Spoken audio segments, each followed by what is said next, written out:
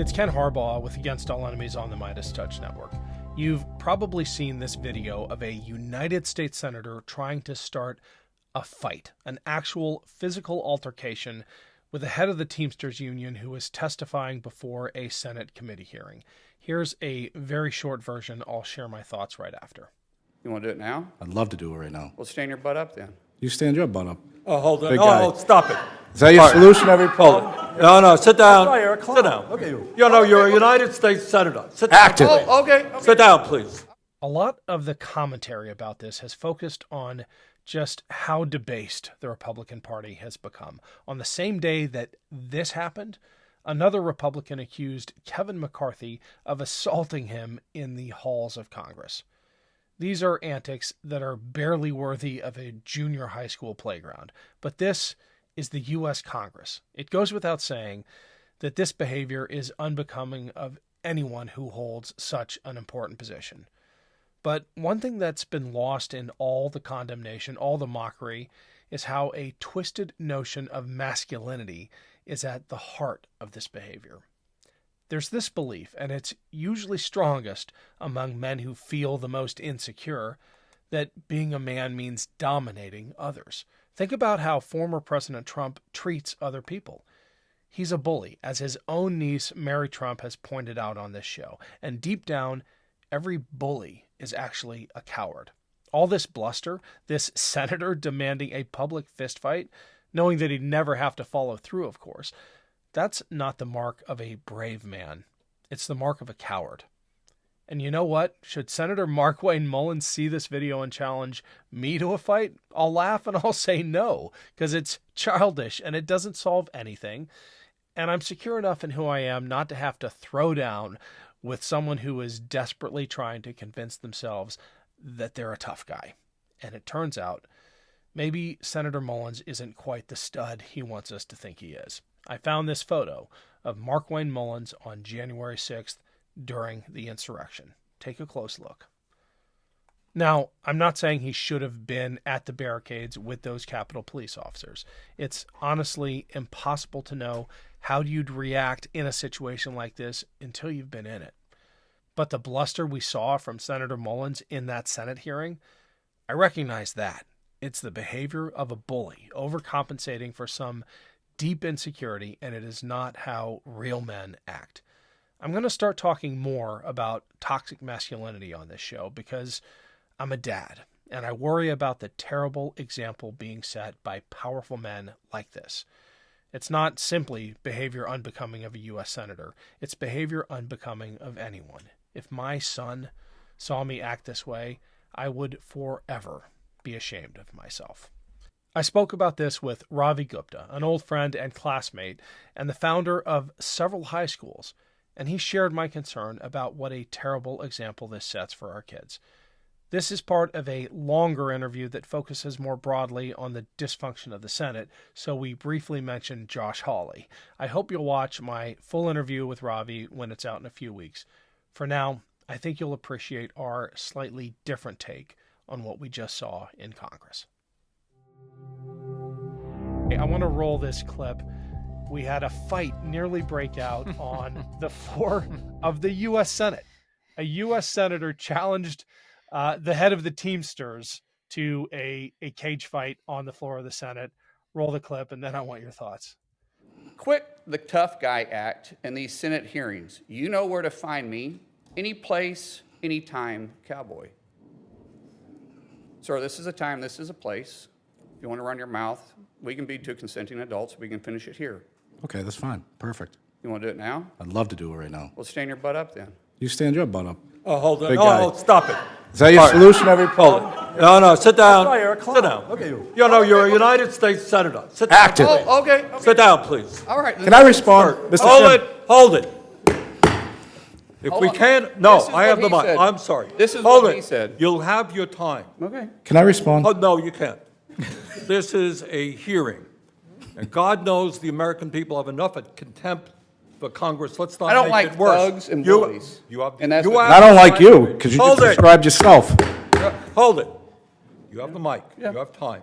All right. Make your statement. Then let's do this, because I did challenge you, and I accepted your challenge, and you went quiet.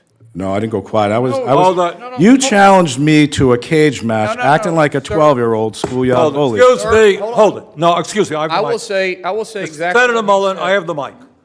Ravi, I don't know what you could possibly say about that other than, and we're living in an era where, the one body of government that used to be the cooling saucer, right, is an embarrassment for us all. Yeah, I mean, what Republicans would say is, you had the caning incident in the 1800s and all that, and their fights, but like, come on, like, we're supposed to be better than previous generations, and nothing in recent memory resembles this, right? Now, there's a couple interesting things about this clip. One is just the presence of Bernie Sanders is fascinating to me. It's just like, it's so hilarious to me. I've never been a Bernie guy, but it's hilarious that was Bernie in that room. Two is, this obviously is a reflection of the fish rotting from the head down, or whatever they say. Is like when you have the leader of your party bulldozing any norm and being such a selfish, aggressive character, then it gives license to everybody underneath him to do that. And then the Teamsters guy needs to bear some blame for this. You shouldn't be telling sitting senators you want to fight them. But I would put those three in that order. I think that when you're a president and then senator and then Teamster president, your responsibilities kind of rank in that order, but it doesn't make anybody look good. And I think there was a previous hearing where there was a female labor leader on a panel when these two had fought it out before and were accusing each other of stuff. And she made some comment about how that, I think either she or somebody made a comment about the incident saying, this is why we need more female labor leaders, because this is clearly stupid. Like, nobody comes out, only Bernie Sanders came out looking good in that exchange. Yeah. Although the funniest criticism I heard of Bernie was that he should have let him fight. Yeah, I mean, that's what Jason and I kind of said, but my sort of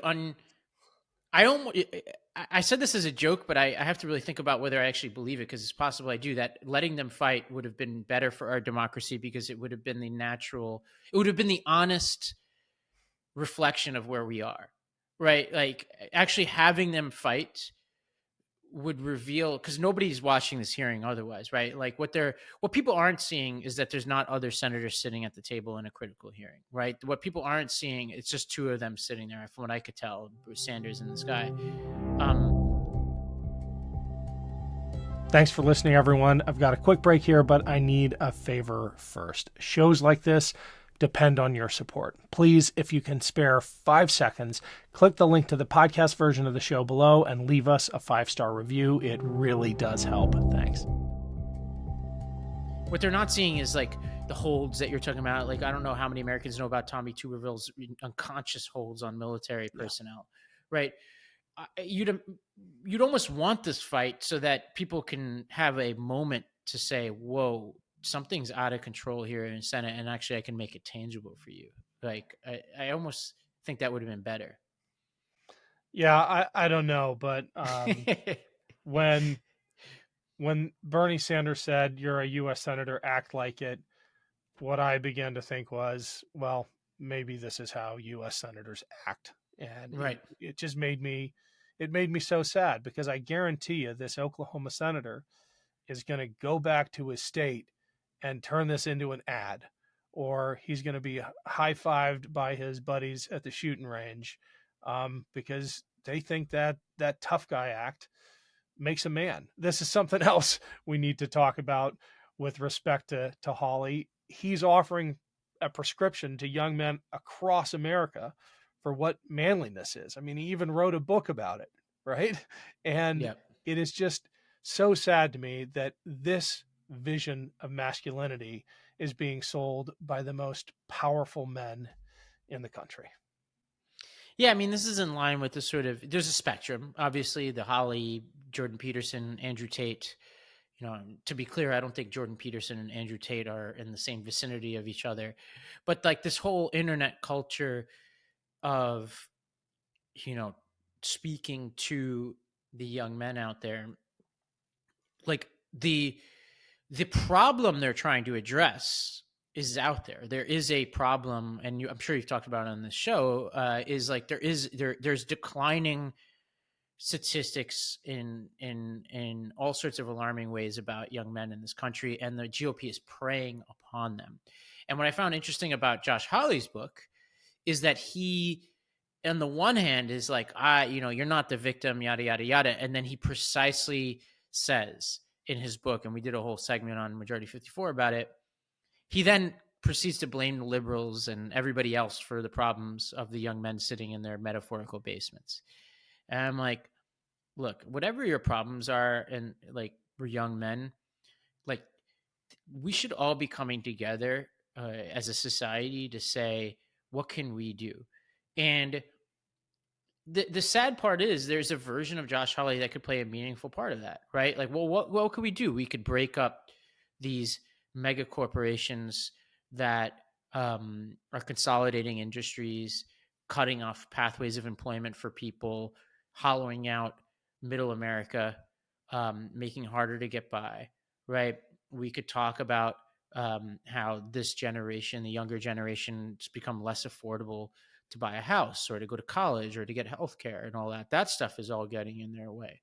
We could talk about national service, right? Which is something I'm sure you're passionate about, like whether people serve in the military or they become doctors, teachers, social workers. Why haven't we had an expansion of those programs at a time when we're talking about student loan debt, right? Like, why isn't there a group of people at the table hashing out a deal to say, all right, like, let's actually push through robust student loan cancellation but do it forward looking too, and say all these people who go into these critical jobs, let's expand. Like, there's small programs that do this, but let's make them robust and say, if you become a teacher, you serve in the military, like, make the GI Bill more generous, and then make it available to people who don't serve in the military too. And then you can have people from all over the country who are young people. We can pull them off the metaphorical couch, get them critical training, get them into jobs that we need. I just got back from Mississippi earlier this fall, where there's a critical doctor and nurses and teacher shortage, right?